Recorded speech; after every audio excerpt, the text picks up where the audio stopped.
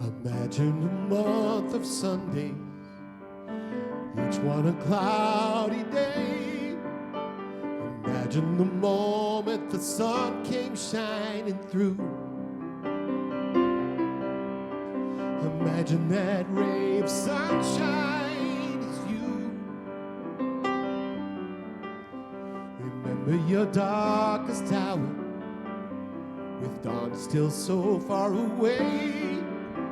Remember the way that you longed for morning's light,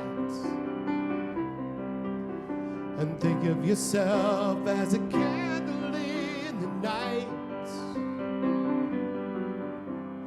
Make believe this is the first day, everything all brand new. Make believe that the sun is your own lucky star.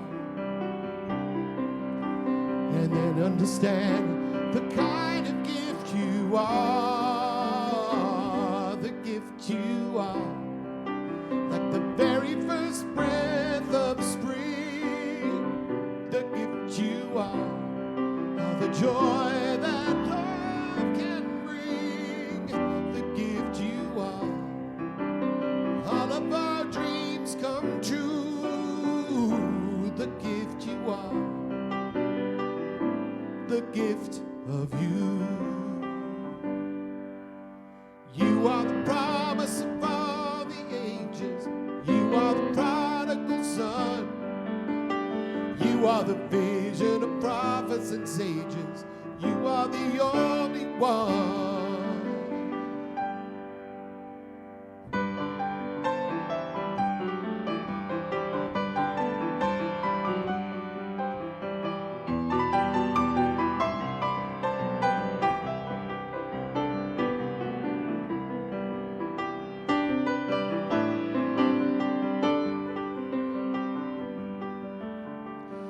Of a bright tomorrow, know that your dream will come true.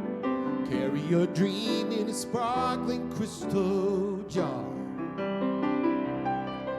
then you will know the kind of gift you are, the gift you are, like the very first breath of spring, the gift you are, all the joy that love can bring, the gift you are, all of our dreams come true, the gift you are,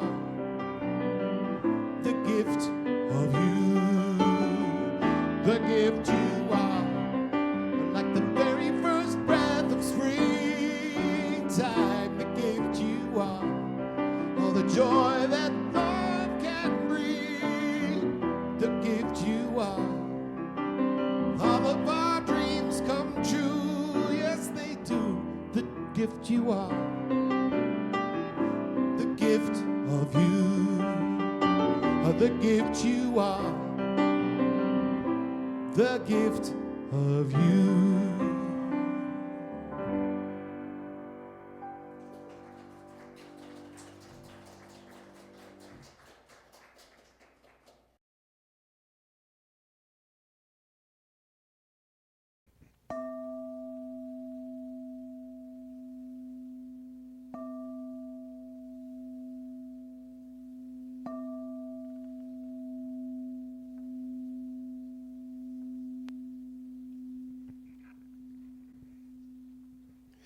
Please join me in prayer.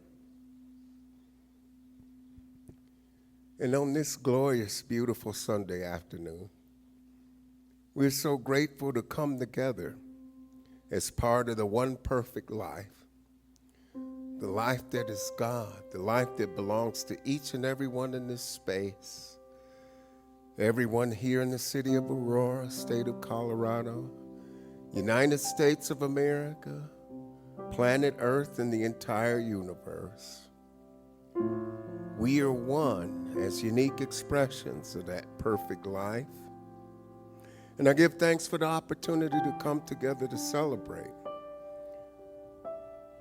As we look at the law of circulation as part of our ancestral wisdom today,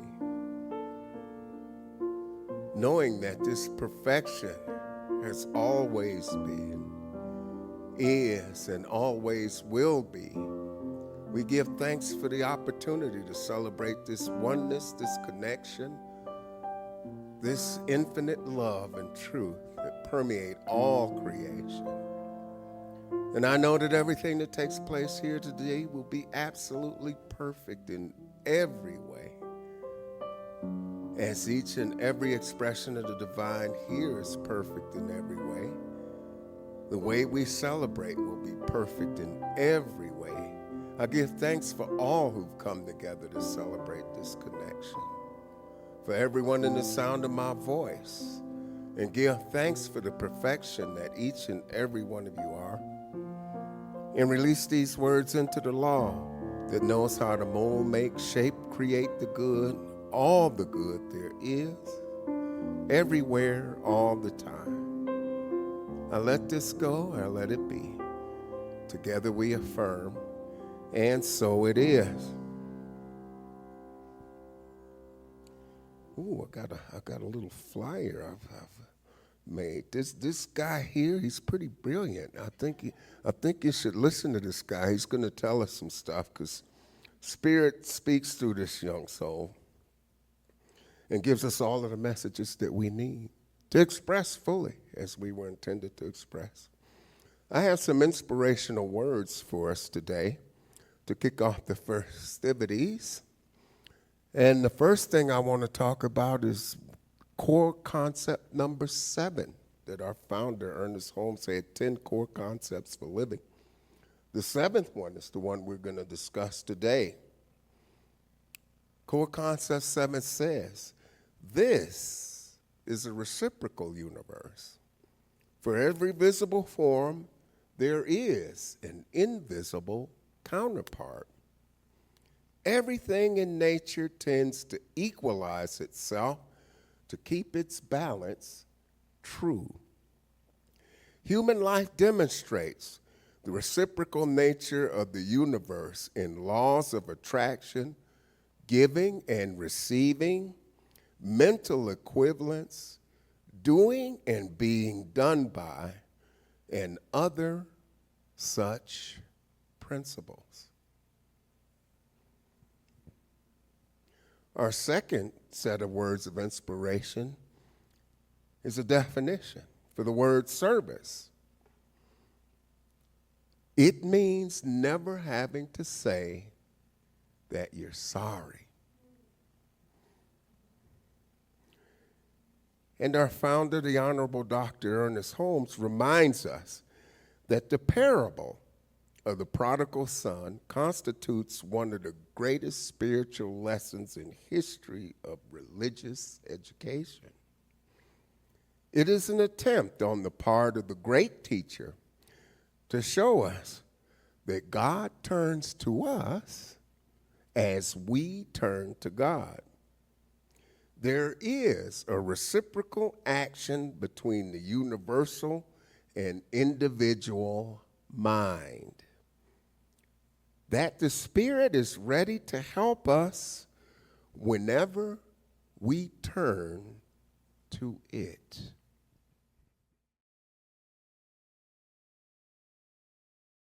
It's my joy and honor to be with you today. If we haven't had a chance to say hello, my name is Reverend Dr. David Goldberg, and it's my great joy to facilitate some of the conversations in our community. So thank you for being here. And for those of you who are here for the first or second time, welcome. And for those of you who have not been with us for a while but are back again today, welcome. You are missed, your energy is felt, we love your presence. And for those who have been here for decades, we bless you too. God love us, everyone. It is good, it is very good. And as Russell suggested, in January, many CSLs, many Centers for Spiritual Living, engage in back to basics in some form, right? And it always struck me as interesting that in my community and so many, the community that Rick and I call home, and so many communities that I have ventured into, that so many of my ministerial colleagues start the year off by talking about who we are not. And I love that, that is helpful, right? We all get to step into that space of comparison. Maybe I'm the only one in the room, but when I was single and knew that I wanted to be partnered, I got very clear about who I was calling in by some folks that I spent time with who I knew I didn't want to be with, right? So we gain clarity from some of those endeavors. So what I would share with you, not being one to let go of tradition easily, we are not Scientology. Well, no, we bless our friends who are on that path, and that is not who we are. We are not divine science. We're under the same spiritual umbrella. Many people, we share a lot of the same teachings, but that's not how many of us identify. So there are many things that we are not. And you know what? I would rather focus on who we are and what we do, and invite you into that conversation so you know who we are and what we're about. And as Russell shared, this month we're focusing on ancestral wisdom and new thought. One of the conversations that Rick and I have on a fairly regular basis is maybe new thought isn't so new anymore. When we say new, are we talking last year? Are we talking 50 years ago? Are we talking, I don't know, who gets to define what the new and new thought stands for? And the short answer is, you do. So thank you for being here. We will give you some information as part of that conversation. And so today, we're diving into the affirmation, I give and receive freely and with an open heart. So I'm reminded of the story of the seeker with a mug, who was approaching his sensei, his wisdom keeper, his teacher. You fill in your favorite word for whatever that looks like. And the seeker approached the wisdom keeper, and this person was pouring tea and just kept pouring. And soon the mug was overflowing. And the student was, a little, I don't know how hot it was, but, that might have something to do with it. But the student was saying, stop, it's overflowing. To which the teacher said, yes, that is the law of circulation. We are constantly in flow. Your cup is full. You need to do something with the contents of your cup to create room for more good, to create room for more of what you are calling in, right? To create what you want to co-create with the divine. So this, letting go of my metaphorical mug, for all of my improv fans, I have to do something with whatever I created. So that is what we're stepping into today. What are you ready to release? What has served you well? And what are you ready to release to create room for more good? Yeah? Are we talking prosperity and abundance? Are we talking romance? Are we talking spiritual connection? What are you calling in? Because, we're all here to learn, to grow, and to expand. And when we're complete with that journey, we release these biodegradable flesh suits and we move on to whatever is next, yeah? So you are here, you are still in human form, you are still in physical form, therefore, you get to continue to create. You get to continue to call in the goodness and the prosperity and the abundance, however you choose to define it, with whatever your interpretation of the divine is. Whatever she or he or it or they may look like and support you. So what we know then is that life is always pouring. Life is always giving, yeah? Pick your favorite analogy. The running river that is never the same twice. The ocean, being the drop in the ocean. Or are you the ocean in a drop? You've heard many of the same metaphors. The question is whether we are allowing flow or insisting on holding on to it. And whatever we hold on to is blocking our flow, right? That's where the expression holding it lightly comes from. So what are you holding on to at the core of your being? Maybe it's fear-based, maybe it's knowledge-based, maybe it's wisdom-based, that you might lighten your hold on just a touch to allow for more flow to be able to support you. I love what Ernest Holmes writes when he shares, "It is only as we allow the divine current to flow through us, on and out, that we really express life. The law of giving and receiving is definite. Hence the word law. It is a law of the universe, and it's objective, right? There's no good, there's no bad. God or spirit or the divine is not punishing you for something that you did, in my case, 60 plus years ago. That's not how spirit works, my friends. That might be my interpretation of it, but you're not being punished for anything. It is that constant flow that we're talking about, that we're expressing. So this is spiritual law. Life moves through us as breath, in and out, right? We participate in that flow beautifully, automatically, almost unconsciously. So you know about the flow of life. When we block that flow through fear, through scarcity, through the attempt at control, we restrict not only abundance, but vitality itself. We restrict our chi. We restrict that life force. So, what we know, the law of circulation, what flows through us increases. What we try to possess contracts. So I wanted to share with you, we celebrated the first anniversary of Rick's first painting class. He's been painting a whole year now.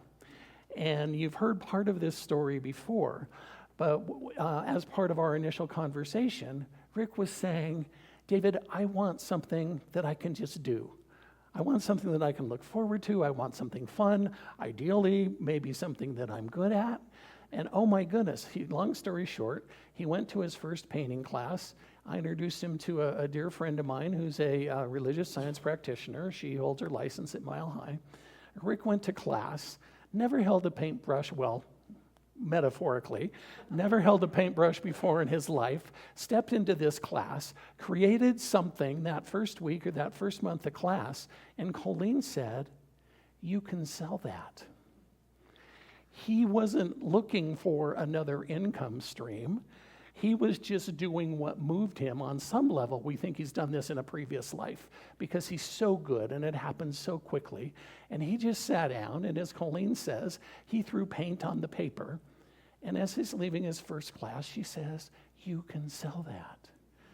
Now think about what a different outcome that might have been if we were having a conversation, if he or I or both of us were coming from a place of lack, saying, we need to make money, we need to do something different, blah, blah, blah, mortgage, rent, food, travel, expenses, dogs, whatever. My sense is perhaps that would have been a very different outcome. So he was putting it out into the universe. He wanted something fun. He was releasing things that didn't serve him. He was calling in something that he didn't even know what it was. And he wanted to be in the flow with it. And Spirit said, how about this, right? So that is what flows through us increases. Another story from earlier in my life with that, my dad worked in corporate America his whole life, basically a small family-owned company and corporate by way of definition.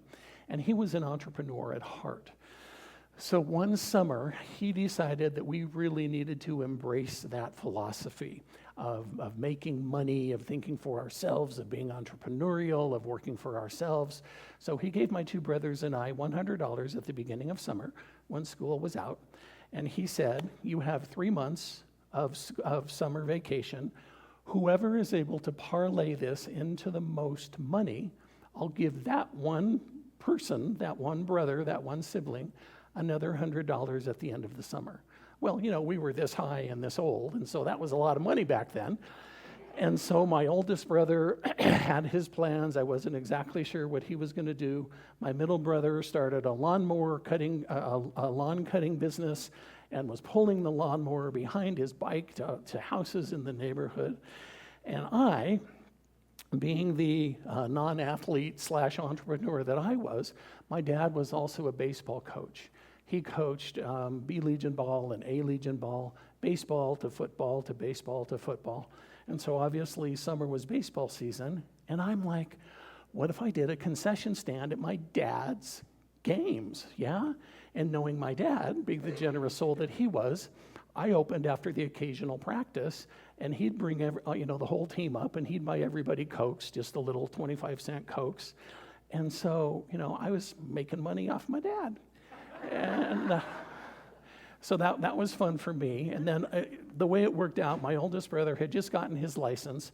He was learning to drive a semi-automatic car. If any of you who did that, with the stick shift on the column, right? You still had the clutch, but the stick was here. And my grandmother gave my brother her car, and so he was learning how to drive that. Not very successfully. Long story short, when he plowed into his friend's garage door. So he was out of the picture. He had to use his money to pay for the car. My brother with the lawn cutting business was doing good, but he played ball for my dad. So he wasn't able to make all of his appointments, right? So he had some really good clients, and he ticked a few of them off. And I just showed up at all the baseball games and was selling bubblegum and hot dogs and Coke. So I won that challenge, not because thank you very much. Not because I necessarily have a brilliant business mind, but because I was just in the flow. I'm like, and I didn't know anything about this. I just did what I thought was fun, right? I get to be with my dad, whom I adored. I got to be with my brothers. I didn't have to be on the field. I got to be under the shade of a tin hut. So it all worked well for me. So that is being in the flow. So what we know, my friends, is everything must circulate. Money, love, ideas, joy, opportunity. We get to be in the flow with all of it. And we take our cues, of course, from nature. Nature never hoards. Rivers flow. Trees release flowers and fruit and fragrance. The sun gives light endlessly, never saying, "What are you going to do for me?" Giving is not loss. Giving is participation in life. The second thing I wanted to remind you of is living in the gift. So when we talk about the law of circulation, I know Russell and Carol and Clydeen all studied that as part of practitioner studies, as I did, as my other practitioner friends in our audience today did. And two of the big questions that we talk about when we talk about the law of circulation are, the first one, what is mine to give? What is the gift that I'm going to share? And I may or may not recognize it as a gift. Perhaps other people are telling you of the gift that you can share. And then equally as important, how am I open to receiving? I want you to be with that. Many of us are good. We're really good at giving. And maybe it's a love language, and maybe it's something that we've been trained to do, and we give our time, and we give our talent, and we give our treasure. And how are you at receiving? 'Tis better to give than to receive. Not sure I'm buying into that. I think they're both equally as important. And if I value giving, and I would venture to say everyone within the sound of my voice values giving, right? If you truly value giving, then you have to allow other people that opportunity, and you get to be able to receive. Maybe that's part of your growth journey. Life requires both. You can't inhale forever. At some point, you get to experience the other end of the energetic spectrum. Flow is the spiritual rhythm of abundance. So I offer you, please repeat after me. Life moves through me. Life moves through me. I am open to giving. I am open to giving. I am open to receiving. I am open to receiving. The divine flows freely. The divine flows freely. And I let it. And I let it. Yeah, beautifully done. Gold star and call in response. The third thing I wanted to share with you is what we know to be true.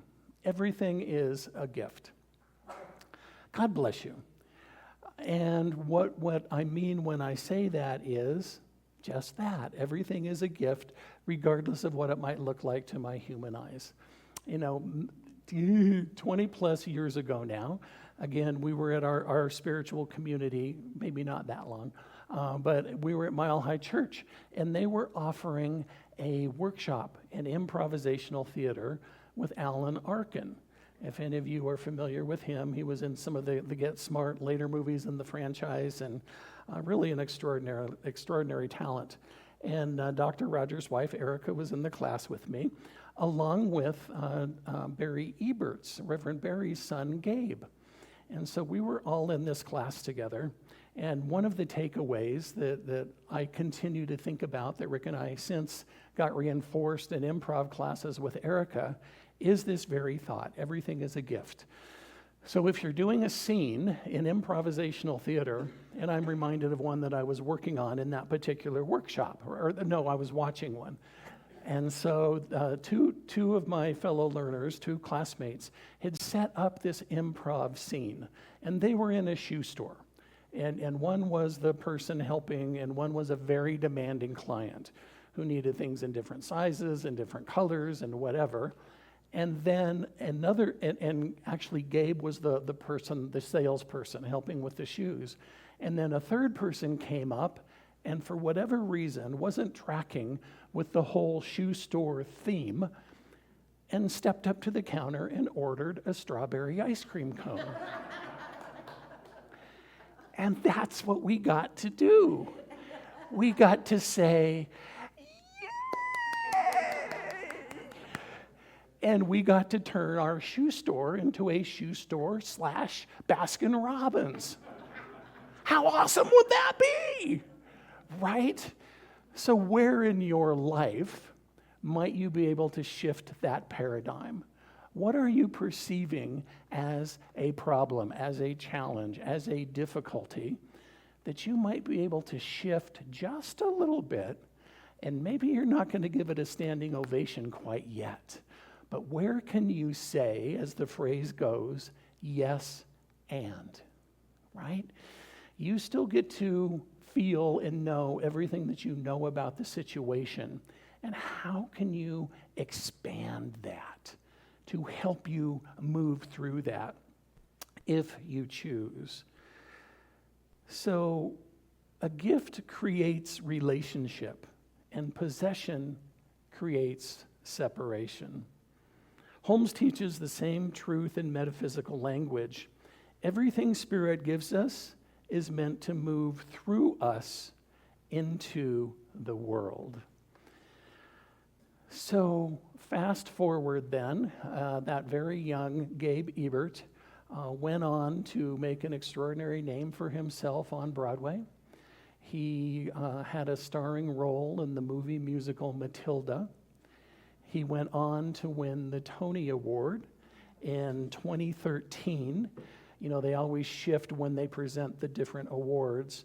And that particular night, that particular Tony Awards in 2014 for the awards for 2013, the first award they presented was for Best Supporting Actor in a Musical. And they called up Gabe, and his mom, Stephanie, was in the audience with him.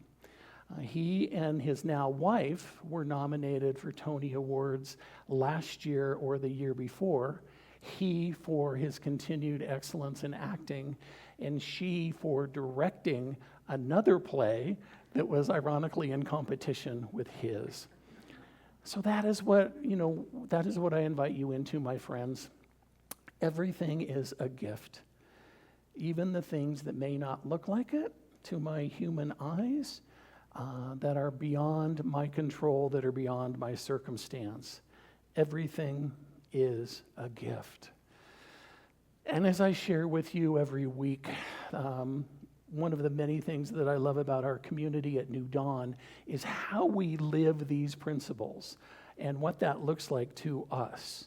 So the 3 ways that we live the law of circulation, at least 3 ways that we live the law of circulation here at New Dawn.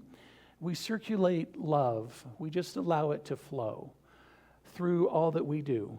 We offer warm welcomes.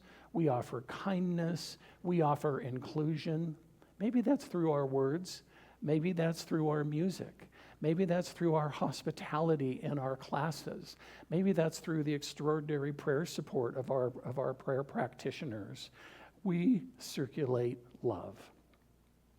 We circulate resources through generous giving and shared support, as Mickey highlighted so beautifully, supporting 20 families around the holidays. As Mickey continues to show up for the Kindred Spirits group, offering love, offering support. Maybe these are grandparents or great-grandparents who are caring for their children, and maybe they just need a moment away. Maybe they need a kindred spirit, with Mickey being a very young great-grandmother. Maybe she can offer some thoughts and ideas and some counsel. So we circulate resources. And my friends, we circulate spirit by taking what we receive here and letting it move outward into our lives and into the world. So that is what the law of circulation looks like to us as individuals, as well as our work in the community. So for this week, then, always being the educator, I invite you into this spiritual practice for the week. Let the law of circulation become a living experiment.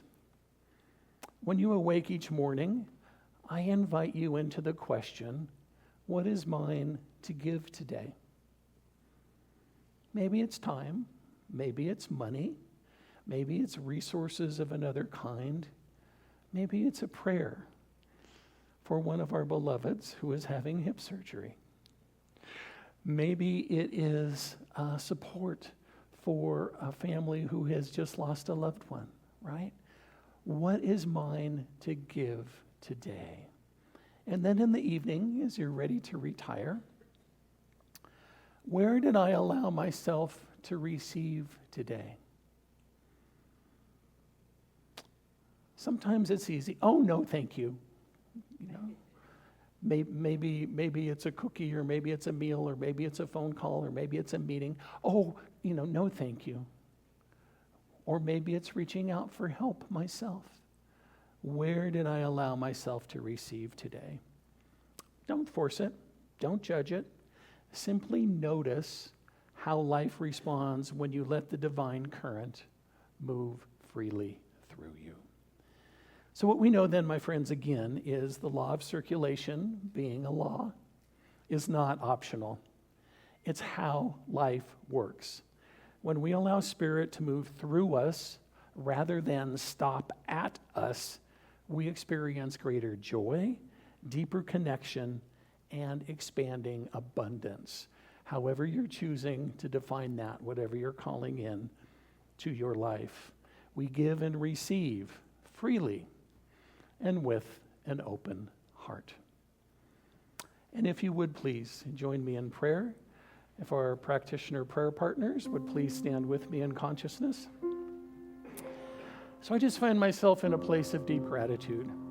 I say thank you, Spirit, for the opportunity to step into the law of circulation.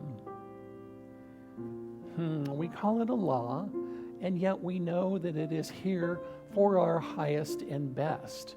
That the more we understand, the more we lean into the nuance, the more we allow it to flow in and through us, the more of what we are trying to and wanting to create with the divine will manifest in our physical experience. So I say thank you. Thank you for this gentle understanding, not calling anybody's past experience wrong or bad, just knowing that we are in that place of receptivity, that we are in that place of openness, that we are in that place of growth. And that as I commune with my interpretation of the divine, so too each individual within the sound of my voice co-creates the experience of being in circulation with grace, with ease, with joy, and most of all with tremendous love. I call it good. I call it very good. I call it blessed. And as we move into this week and beyond, living the concept of namaste, that the divinity in me blesses and recognizes the divinity in you, I know that we add to that law of circulation, releasing that which no longer serves in our personal lives and embracing that which we're calling in with grace and with tremendous gusto and great zeal. So I say thank you. I say thank you, Spirit, for the magnificence that is this day, for the goodness and the glory that is this New Dawn community, for the power, the presence, the poise, the beauty, and the gloriousness that is each being present. Thank you, God. All is well. I release, I let go, I allow it to be. We anchor this together by saying, and so it is, and so I am, and so we are.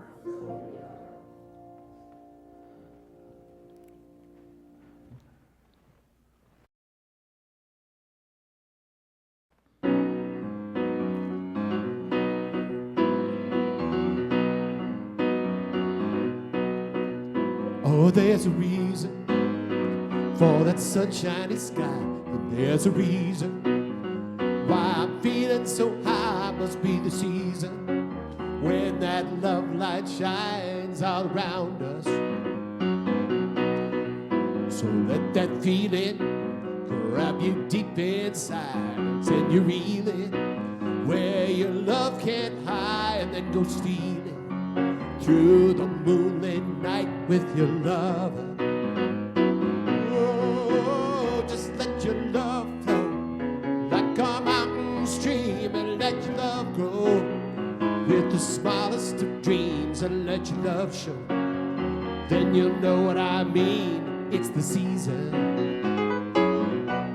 Oh, let your love fly like a bird on the wing, and let your love bind you to all living things, and let your love shine. And you'll know what I mean. That's the reason.